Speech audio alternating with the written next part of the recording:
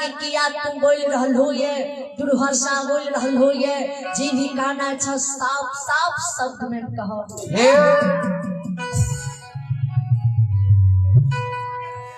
समाज के लोग के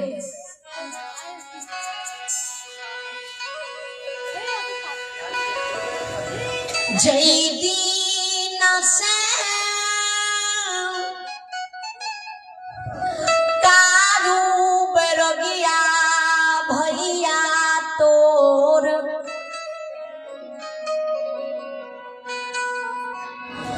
मोर गला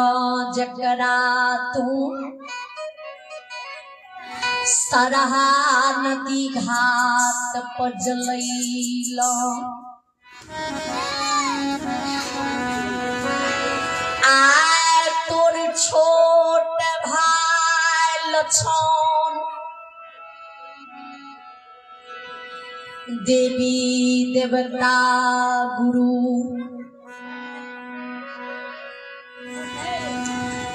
माता पिता के पूजा छोड़ के हो महिनाथ मोराल कारू के सारा नीप पोछ धूप धूमान जला फूल पत्ती चढ़ा दूध के धार डा भूत के पूजा करिए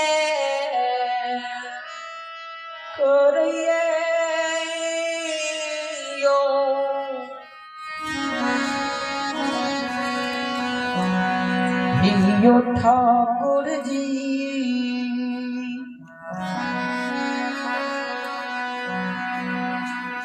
भूत के पूजा कर रहलिए अब तू ज्ञान की पाठ पढ़ा रहा है ऐसे तो ज्ञान नहीं सुनवा मेहनत बाबा समाज के लक्षण के बारे में शिकायत सुने मेहनत बाबा के जब तक नहीं देखे नहीं तब तक नहीं हुए दिल में चैन तो जे लक्षण की शिकायत क्या रहल हो ये दारू के प्रिय भाई लक्षण छिए बहुत लाल प्यार दुलार दा के लक्षण के पोष नहीं है पिता की तुल्य लक्षण दारू के माने रहे दारू भी पिता के दर्जा लक्षण कारू के देने रहे तो वे पिता के केना लक्षण भुला देते तोर बात मान लिया जी लक्षण कारू के याद करे होते लेकिन ई संभव नहीं है जे हमरा घर के लोग जाके भूत की पूजा करते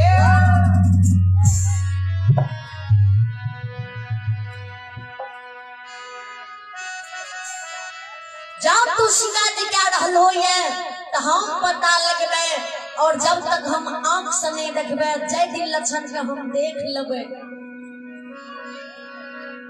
जी भूत की पूजा करिए ओ दिन तोरा शिकायत के मौका नहीं देबो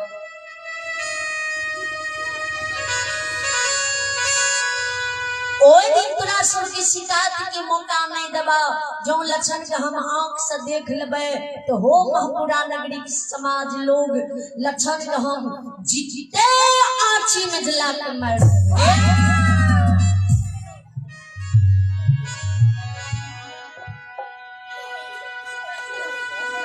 समाज से वादा महीना खबा करिए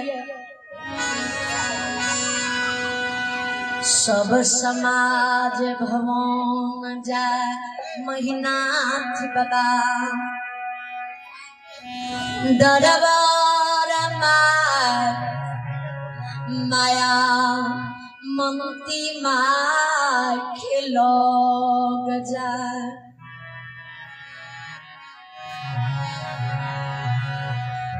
माँ के लोग में मेहनत बाबा बैस जाए आए बोलिया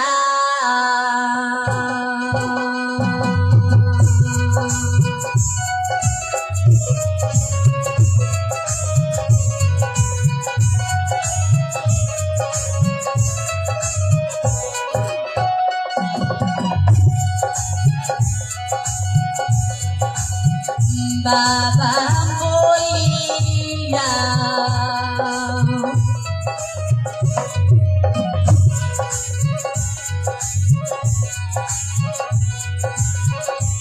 ये बोलिए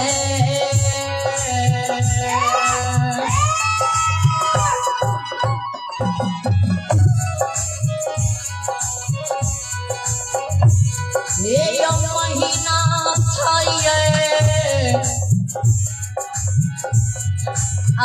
आचार्य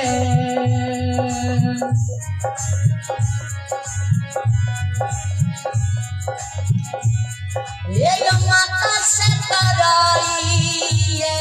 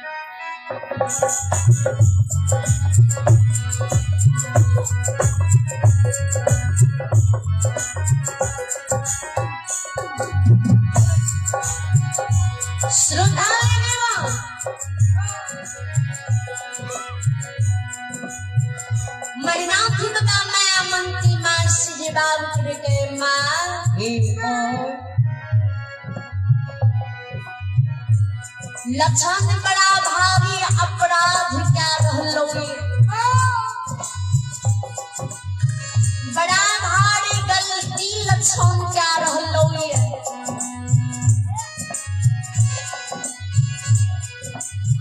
हमर अपमान करवा रहलो हमर नाम कटरा रहलो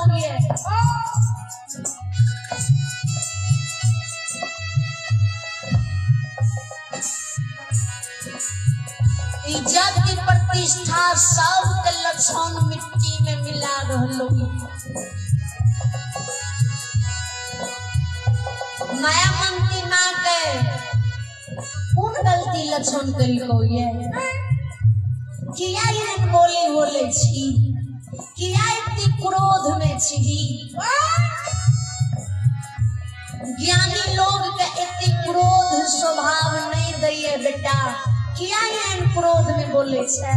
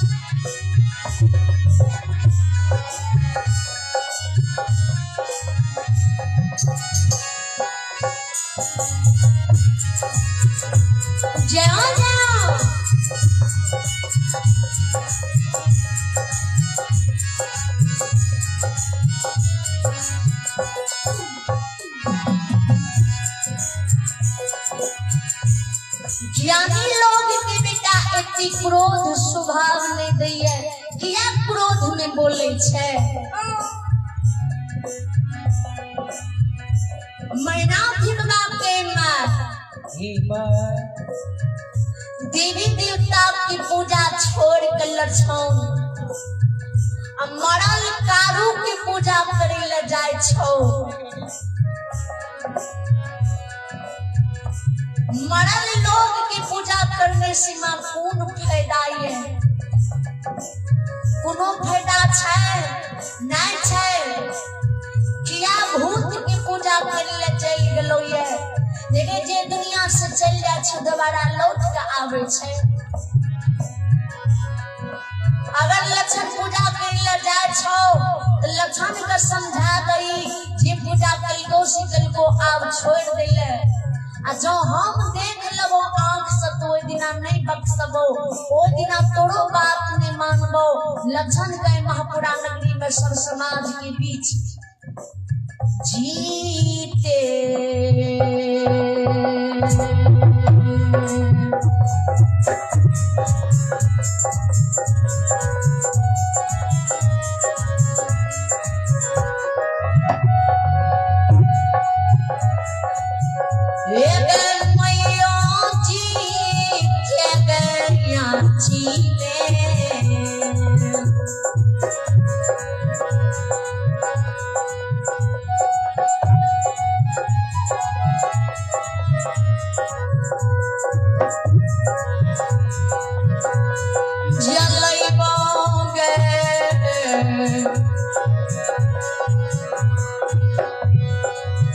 लक्षण के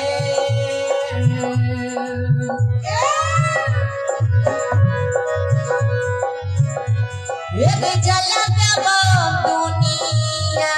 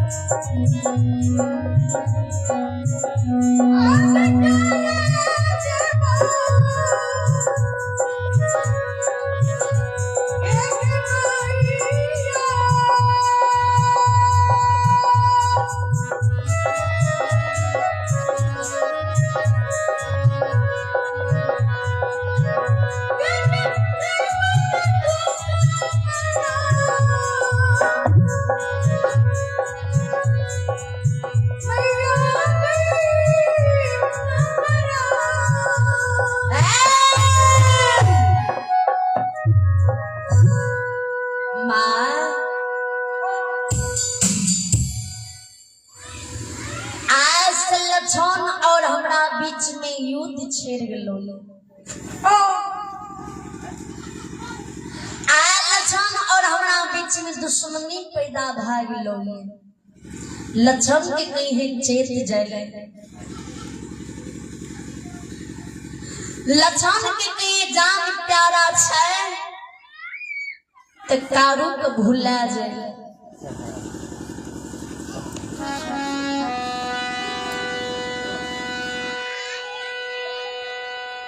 नहीं ते जिते भदकलया छीने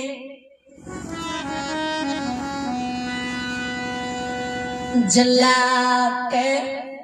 मान प्रतिष्ठा के लिए मार दो बड़ा कठिन बड़ा जतन से उम्र बिता काशी में पढ़ कर ज्ञान प्राप्त कलियई।